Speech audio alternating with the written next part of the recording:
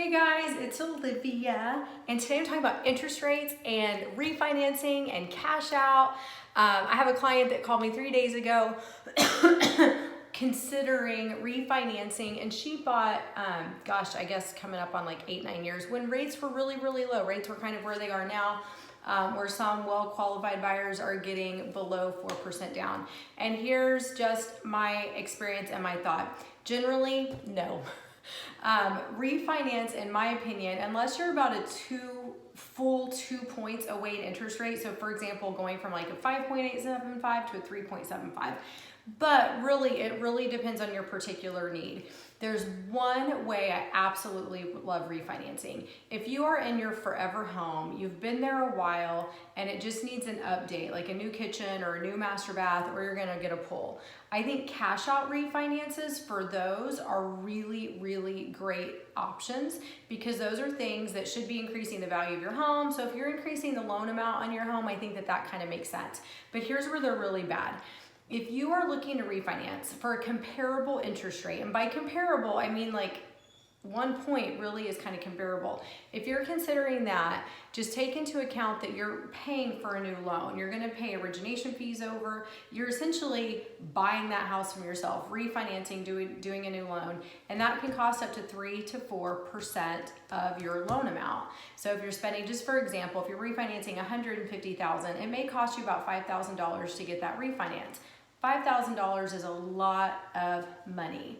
If you start, one thing I really recommend, like bank rate, if you go online and you just Google mortgage amortization, and you start plugging in some numbers like how much your original loan was, what the loan amount was, and your interest rate, and then you look at starting that over, what you'll find is at the end of the day, the number of dollars that you paid in interest is totally up to you. There are so many ways to take your current mortgage that may be a point higher than current mortgage interest rates, but actually finagle it so that you're paying less in overall interest, because that's the goal. The percentage that we pay in interest rate is exactly that, it's the percentage. But the dollar amount that we end up paying in overall interest really is up to us. A couple things that I suggest: paying two extra mortgage payments per year. I know that may sound hard, but I'll tell you one really easy way to do it. There's 12 months in a year, so you have 12 mortgage payments due. But if you happen to be someone who is paid bi-weekly every 2 weeks, you get 26 paychecks per year, not 24, like if you got paid on the 1st and the 15th. So what you can do is actually work with your mortgage company so that they're taking that monthly payment out 26 times a year.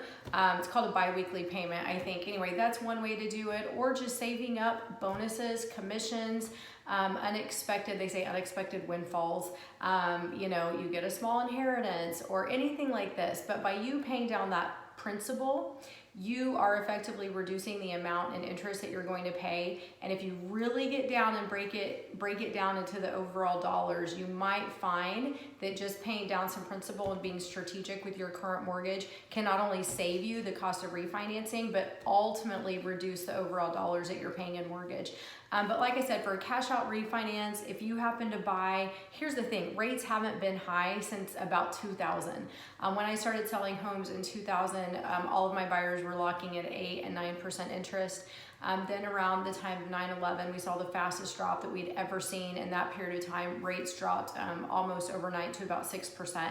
That fueled the refi market. And that made sense. Going from like 9 to 6, that made a lot of sense. People that hadn't been in their homes for 2 or 3 years were financing. So by kickstarting or starting over that amortization, it didn't do a lot of damage. But if you've been in your home for 5 or 7 years and you're looking at refinance just because the lower rates are so attractive, I just want to implore you to really do some research. I would be more than happy to run some numbers with you. It may not make sense. However, going back to the cash out, if you are in the forever house, you're committed to staying there, and there's a home improvement that you want to make and you want to take out some cash to do that, that may make a ton of sense. So just my thoughts on, should I refinance? Bye guys.